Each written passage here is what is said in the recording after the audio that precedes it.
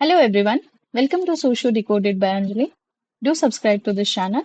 Let's start our Talcott Person complete series. आज हम शुरू करने वाले हैं एक ऐसा सोशियोलॉजिस्ट को जिनके बिना ना मॉडर्न सोशियोलॉजी को समझना ऑलमोस्ट इम्पॉसिबल है। वो है टालकिट पार्सन। इनके बारे में आज हम पढ़ेंगे। एक सिंपल सा क्वेश्चन, अगर मैं आपसे पूछूं सोसाइटी किस वजह से टिकती है? कुछ लोग कहेंगे लॉ की वजह से, कुछ लोग कहेंगे गवर्नमेंट की वजह से और कुछ कहेंगे कि फैमिली की वजह से।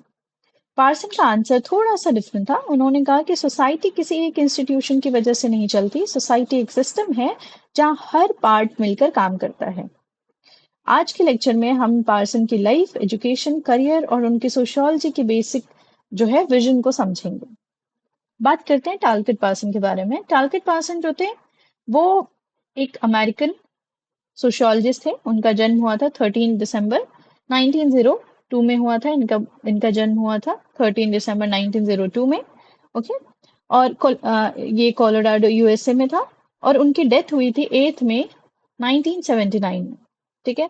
पार्सन को जनरली ना कहा जाता है कि फादर ऑफ स्ट्रक्चरल फंक्शनलिज्म। इनको फादर ऑफ स्ट्रक्चरल फंक्शनलिज्म कहा जाता है। जैसे कार्ल मार्क्स कॉन्फ्लिक्ट को एक्सप्लेन करते हैं, डरखाइम सोशल ऑर्डर को एक्सप्लेन करते हैं, वैसे ही पार्सन एक्सप्लेन करते हैं सोसाइटी स्टेबल कैसे रहती है, सोशल ऑर्डर मेंटेन कैसे होता है।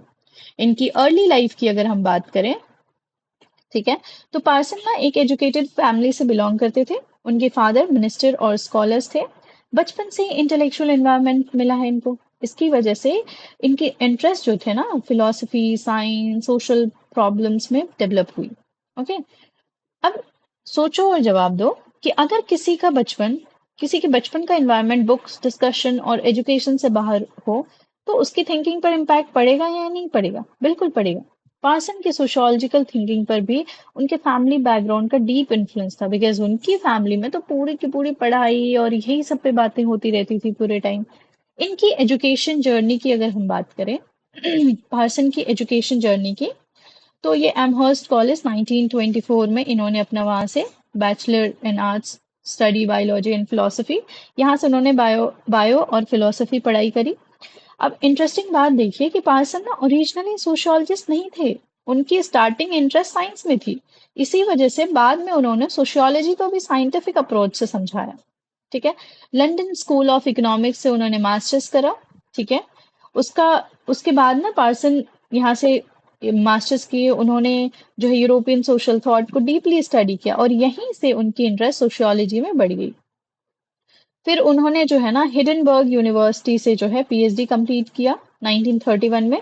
और यहाँ उन्होंने जर्मन सोशियोलॉजिकल ट्रेडिशन को स्टडी किया। स्पेशली यहाँ पे उन्होंने स्टडी किया कार्ल मार्क्स को, इमाइल डर्कहाइम को और वेल्फ्रेडो परीटो को स्टडी किया। और इनके इन्फ्लुएंस उनकी थिंकिंग पर बहुत स्ट्रांग पड़ा था इनके बाद।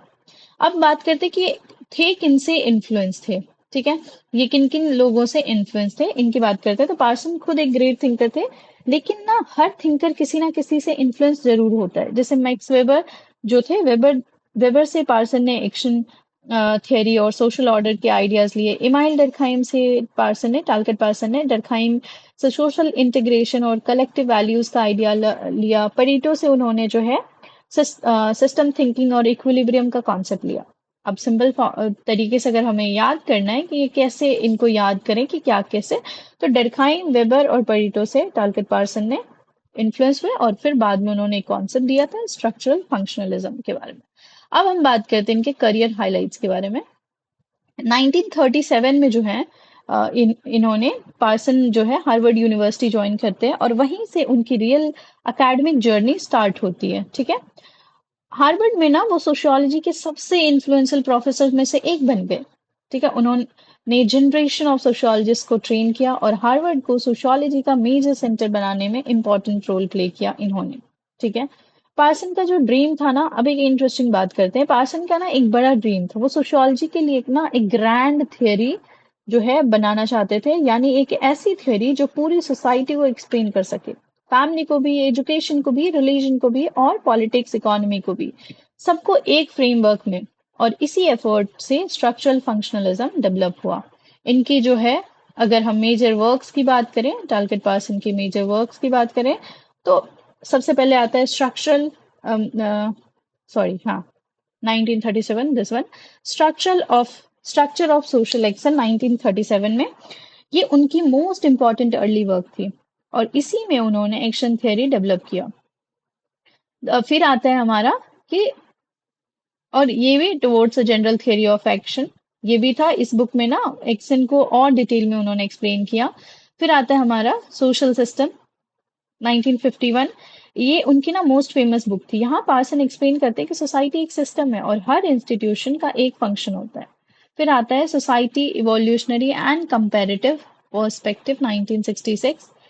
यहाँ पे ना सोशल इवोल्यूशन को डिस्कस किया। द सोशल सिस्टम रिवीजन था सोशल सिस्टम 1960 में, और वही इसको डिटेल में उन्होंने रिवाइज किया और कुछ चीजें इसमें से चेंज करा।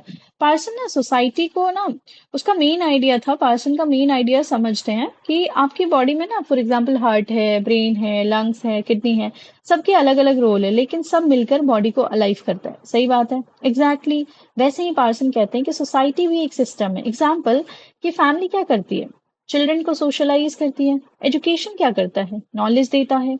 रिलीजन क्या करता है, वैल्यूज को प्रोवाइड करता है। और लॉ क्या करता है, ऑर्डर मेंटेन करता है। एंड इकोनॉमी क्या करता है, इकोनॉमी रिसोर्स प्रोवाइड करती है।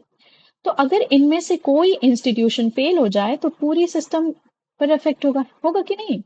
एग्जाम्पल से हम समझते हैं कि सोचो एक क्रिकेट टीम है, टीम में बैट्समैन होते हैं, बॉलर होते हैं, विकेट कीपर होता है, कैप्टन होते हैं, सब होते हैं ना, सबका रोल डिफरेंट है लेकिन गोल सेम है ना, टीम को जिताना।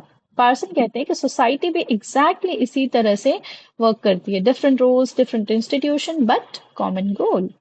इससे क्या होगा, गोल क्या होगा, स्टेबिलिटी मेंटेन करना, सर्वाइवल, ऑर्डर, ये सब।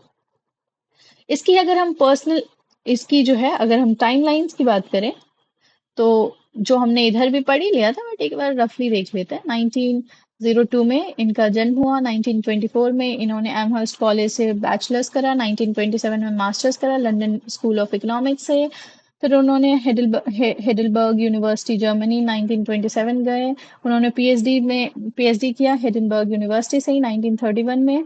फिर जो है 1937 में हार्वर्ड यूनिवर्सिटी में फैकल्टी के रूप में ज्वाइन कर लिया। 1940 से 73 तक वो हार्वर्ड यूनिवर्सिटी में पढ़ाए। 1973 में रिटायर्ड हो गए जो है हार्वर्ड से, बिकॉज तब तक ये कितने के हो गए थे, 51 के हो गए थे ना, नहीं sorry, I am so sorry, 71 के हो गए थे। और 1979 में जो है पास्ट, वो डेथ हो गया था उनका। तो ये सारे इंटरेस्टिंग फैक्ट्स हमने पढ़ लिए कि वो क्या बिल्ड करना चाहते थे सोसाइटी को। उन्होंने, वो जो थे प्रेसिडेंट थे अमेरिकन सोशियोलॉजिकल एसोसिएशन के, वो प्रेसिडेंट थे। ठीक है, उन्होंने साइंटिफिक थ्योरी को बिल्ड करने का बहुत उनका रोल था। ठीक है, अब बात करते हैं कि इनकी जो पर्सनालिटी ट्रेट्स के बारे में बात करते हैं। ठीक है, उनकी थिंकिंग के कुछ स्पेशल कैरेक्टरिस्टिक है, जैसे कि पार्सन के एक हाईली डिसिप्लिन स्कॉलर थे वो पार्सन। वो logical, systematic, scientific, order oriented थे। उनको केओस पसंद नहीं था। वो समझाना चाहते थे कि सोसाइटी स्टेबल कैसे रहती है। इनकी अगर हम लेगेसी की बात करें, ठीक है, पार्सन की, तो पार्सन ने सोशियोलॉजी को स्ट्रॉन्ग थ्योरेटिकल फाउंडेशन दिया। आज भी sociology, political science, public administration, organization, ये सब स्टडी होती है। इन सब में जो है ना उनके कॉन्सेप्ट यूज होते हैं, स्पेशली सोशल सिस्टम पढ़ने में। अजिल मॉडल जो हम आगे आने वाले लेक्चर में पढ़ेंगे, पैटर्न वेरिएबल, स्ट्रक्चरल फंक्शनलिज्म, इन सब में बहुत इंपॉर्टेंट रोल होता है। हम एक लाइन में अगर हम इनकी बात करें तो लिखना चाहे तो target person viewed society as a system of interrelated parts work together to maintain stability, order and continuity। इनका यही था कि सोसाइटी में स्टेबिलिटी मेंटेन हो, कंटिन्यूटी मेंटेन हो। ठीक है, कंक्लूड करें तो आज हमने समझा कि टारगेट पर्सन का बैकग्राउंड समझा हमने। ठीक है, यहाँ पे हमने basic information, early life background, फिर हम इसके एजुकेशन के बारे में पढ़े, इनका क्या इन्फ्लुएंस रहा उनके बारे में पढ़े, फिर इनकी करियर्स के बारे में पढ़े, फिर ये टाइमलाइन समझा कि क्या, कौन से वक्त पे क्या हुआ, इनके मेजर वर्क्स को हमने पढ़ा। फिर हमने पढ़ा कि कुछ इनके बारे में, जैसे कि ये प्रेसिडेंट रहे थे अमेरिकन सोशियोलॉजिकल एसोसिएशन के 1949 में, इनकी पर्सनालिटी ट्रेट्स, इनकी लेगेसी के बारे में समझा। तो और सबसे इंपॉर्टेंट आइडिया ना, सोसाइटी इंडिविजुअल को कलेक्शन नहीं है। मतलब वो कहते हैं कि सोसाइटी इंडिविजुअल का कलेक्शन नहीं है, सोसाइटी एक इंटरकनेक्टेड सिस्टम है जहाँ फैमिली, एजुकेशन, रिलीजन, इकोनॉमी और पॉलिटिक्स मिलकर ना सोशल ऑर्डर को मेंटेन करता है। अब सोचो थिंक अबाउट इट कि लेक्चर एंड करने से पहले एक क्वेश्चन कि अगर फैमिली, स्कूल और लॉ इंस्टीट्यूशन सडनली डिसअपेयर हो जाए, क्या सोसाइटी ऑर्डरली रह पाएगी? कमेंट सेक्शन में अपने आंसर जरूर लिखना। मिलते हैं नेक्स्ट लेक्चर में, जहां हम चालकित पार्सन के और भी थियरीज को पढ़ेंगे। स्ट्रक्चरल फंक्शनलिज्म क्या होता है, सोशल सिस्टम क्या होता है, वो सारी चीज़ों को हम वन बाय वन पढ़ेंगे। Till then keep learning, do subscribe to this channel, it will be very helpful. Thank you so much.